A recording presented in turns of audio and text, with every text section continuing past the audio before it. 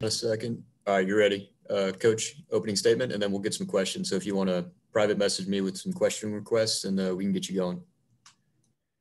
Here are I always do the pluses and the minuses after a game, and we just got through meeting an hour with coaching staff on Iowa State and then what we needed to correct. Obviously, the pluses in that ball game, the charges we took, I think they were about 18-11. We won the turnover battle 20-24 on free throws. Sierra, Wilson, and Jordan were very strong for the majority of the game. The inbounds play at the end, which we called Dallas, we executed it right, and we held them to 4 out of 23 by still trying to limit paint touches.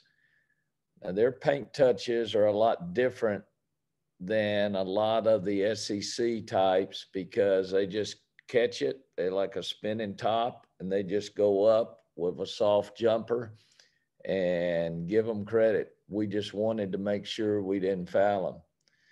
And of course, the minuses in the game, 14-point lead. I think they got to 16, 7 crucial turnovers in the second half. Communication on defense, we gave a wide open 3 because Kayla and Sierra didn't switch on the thing. Transition opportunities, we could have hurt them more. We didn't communicate, gave up right-handed drives too much. We didn't put them away. And then at the end, I just thought shot selection leading up to the last 3 or 4 minutes when we finally just ran high ball screen with Jordan and then with Wilson gave us the better shots. Other than that, I stayed up to about 2:30, kept rewinding. I was rewinding Iowa State, but then I'd watch on Sports Center them talking about the game and how the other team got screwed a little or this and that. I didn't hear a thing from the announcers about the travels that were not called or sometimes the play in there, but all I hear at the end of the game were sometimes the 50-50 call on the overback and the charge calls. All charge calls are 50-50 calls. It just depending on where the feet are, who's calling it, and it's tough. So I don't think officiating cost Troy the game, and it didn't help us win the game. So you just adjust to the officiating as the game goes through. Questions? All right, Cease. Okay, sorry about that. Okay, Gary, how different a score is John's, and how do you go ahead and contain her? That's the word, contain, not control. She spins reverses. While she spins reverses, her eyes are looking for the 3-point shooters that are lined up on the other way, or a cutter if you come over and trap. I just think she's a heck of a ball player, and she's only 5'11", but she plays like she's a 6'2" kid in there because of all the hustle points that she has and just knowledge of the game. She's just an old school basketball player that understands what it takes to put her team in a position to win. And sometimes it's not her points. It's just everything she does on the court. She's just a complete ball player. And I just admire her. And a lot of times you think you got her covered when she does that spin and tries to make about a 6-foot hook. It's the same shot that would put you out in a game of horse. And in a game of horse, she can make that. If you try to block it, she's going to get into your body and you're going to get the body foul before the block. If you just try to limit her touches, there's a lot of different ways. They got other kids that can score as well, but the offense comes through her. and they do a very good job of identifying. I think she's only fouled out about one game all year. So you're not trying to foul her out. You're trying to contain her. And that's all you can do with great players in NCAA time. You notice the great players, if that's their team scoring, they're all scoring. The games that were yesterday, they're all finding ways to score and help their team. Gary, a lot of times you'll say like, oh, you got to play, today you play in two days. But is this a situation you sense with your team that probably got to be awful glad to get back out on the court in 2 days because maybe they didn't play their best?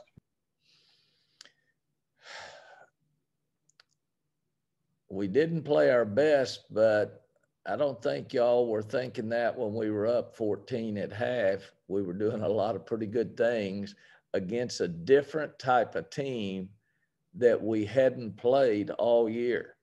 I mean, all year, we haven't ever seen anything like that. And that was a hard team to defend and to block out because they were so agile. They would just flow.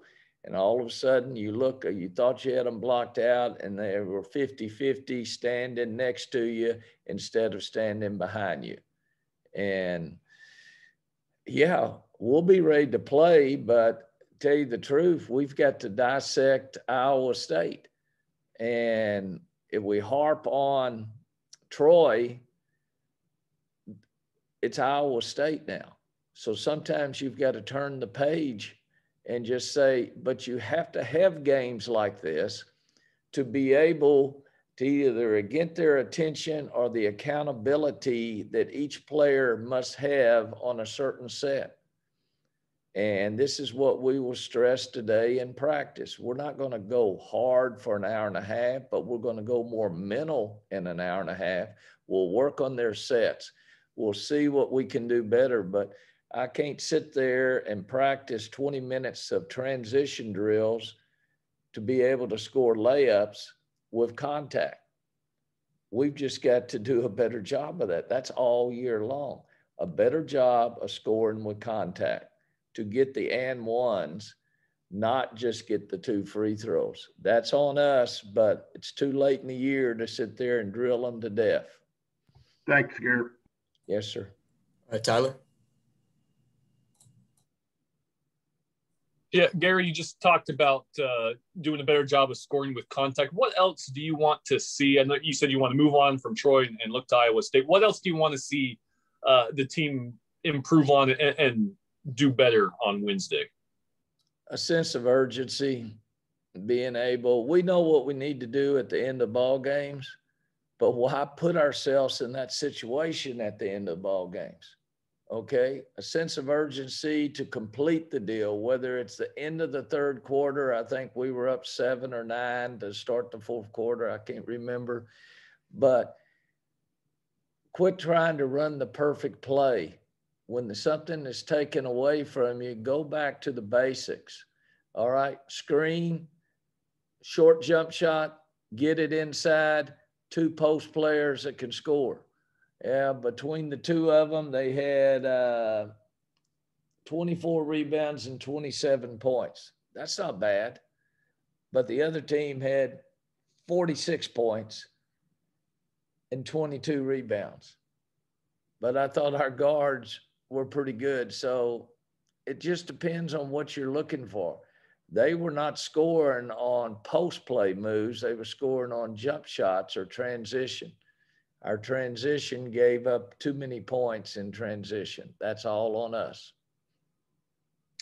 The first half, obviously played much stronger there than in the second half. But do you think that the 16-day layoff, without playing a game, did have had any effect on last night? Probably, but which team didn't?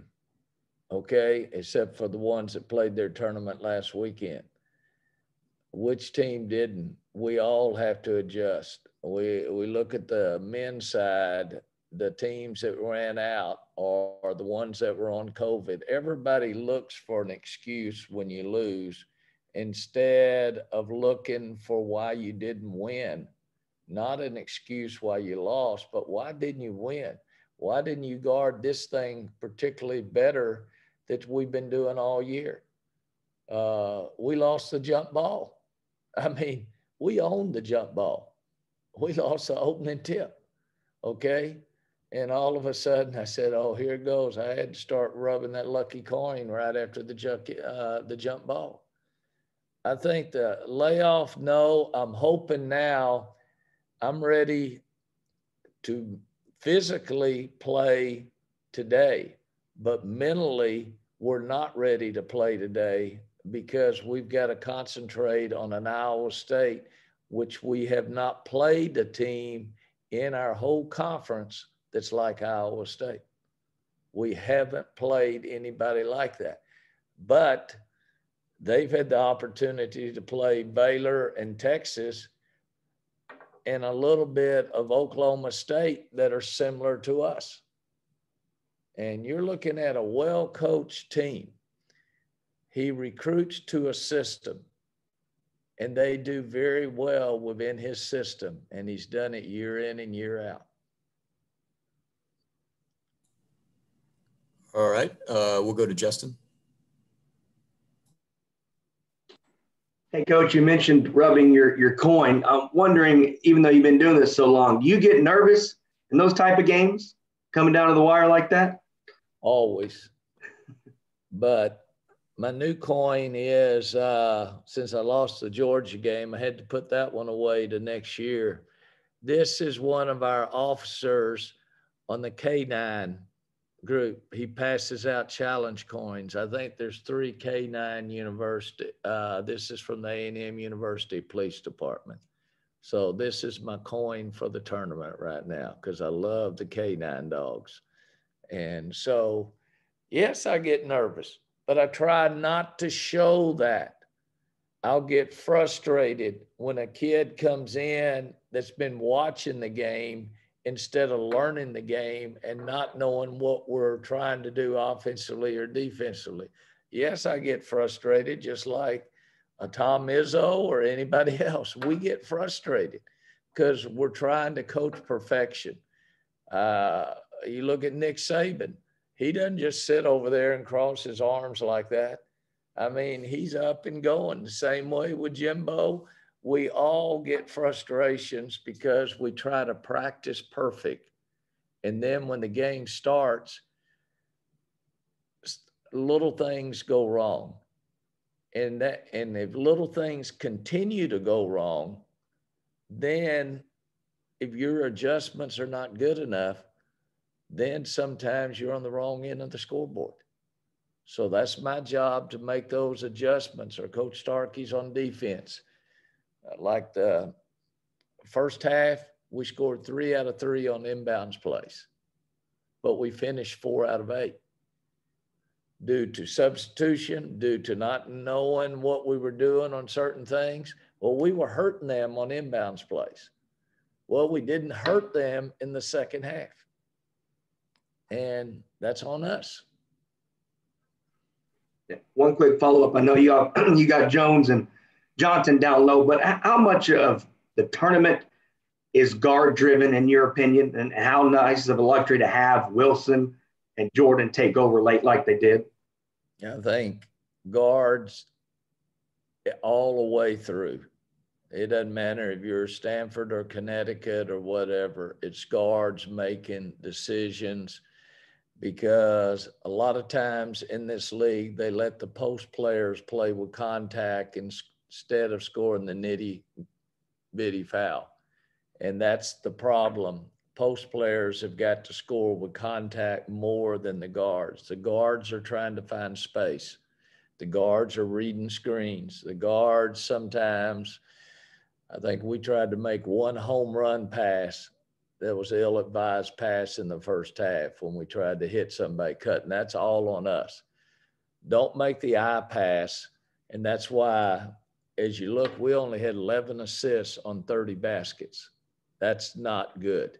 That means we're not running our offense through all the options, and then we're not finishing on the first shot. You say, well, you got 13 offensive boards. Well, you gave up 18. But at the same time, 11 assists is not good for 30 baskets. And this was the highest possession game we've been in all year. Possessions by both teams. High possession game. All right. We'll go to Mike. Hey, Coach, late in the game there, you went to a lot of high pick and rolls with Sierra and let Jordan and Aaliyah kind of do their thing. How good of a screener is Sierra that you have the confidence to just keep putting her in that position to get the guards open? I think she's the best in our league because she will get two shoulders in you. We're trying to pick off those little guards like you, Mike, okay?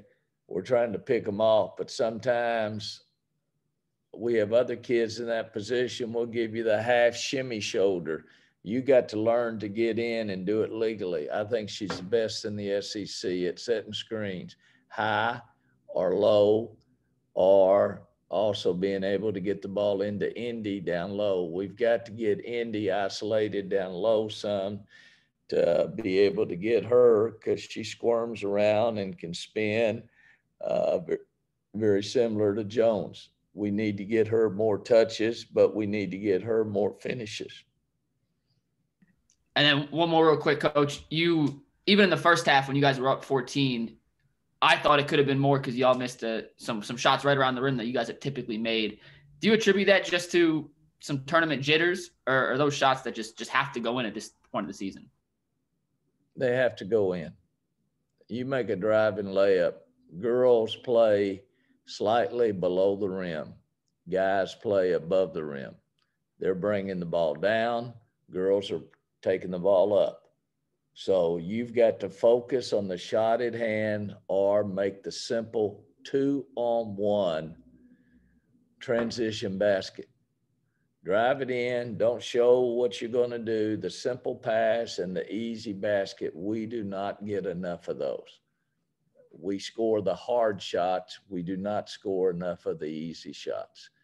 And it's too late to be drilling. The kids know how to do it. And hopefully we'll get it done against Iowa State. This is going to be another high-scoring ball game. Thank you, Coach. Yes, sir. Any other questions for Coach? Yeah, one, Gary, is it good that Iowa State also had a tough game? You know, a lot of times when you're once again in this quick turnaround, is it better that they had a close game too instead of winning by, like, say, 30 points in a blowout? Yes. They had to play their starters as many minutes as we did, and Michigan State's a very good ball club. We scouted them both before and after. Our staff has seen so many films on both, and it was going to be a completely different scout depending on who we were playing. And who did we want to play? I'd just soon go play Troy again and do a better job of it. Okay, that's how much respect I have for everybody in this tournament.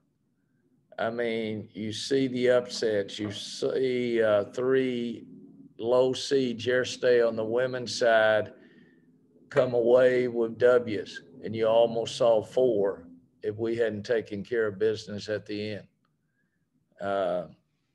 This is the fun part. I think y'all would get bored if the favorites won all the time, or the coaches weren't second guessed on certain things, or the player that's averaging 22 scored 8 in a game. What's wrong with her? Sometimes she's doing other things.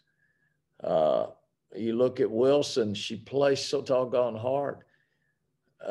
Technically, you don't want your 2 guard leading the team in assists, which she did yesterday, because she's very unselfish. You want your point guard leading the team in assists. And sometimes we got to do a better job of it, because as much as Jordan did offensively for us, we've got to have her run the ball club. And a lot of times her assists would have been over if our kids would have finished the shot. So that's a misleading stat sometimes, but the turnovers are not misleading. Okay, I've made, shoot, there's Brent Zerneman in there. made a statement, everybody go to Rose's and it's Dutch treat today. Seats will not have to buy. Gary, I ain't gonna lie to you. I thought you're gonna lose when a couple of those shots they hit down the stretch. I thought karma wasn't in your way, big guy. I understand. But somehow, if you know you had the better team, you find a way and you do not panic. You do not panic. And when we step to the free throw line, we're not short arming anything. We've got complete confidence. And the thing is, sometimes you want to have the complete confidence when we run a high ball screen, how they're going to defend it. Because I'm sure Iowa State will defend it a different way, but we're going to see a lot of zone versus Iowa State. You might see some triangle and two, and you might see some sagging man.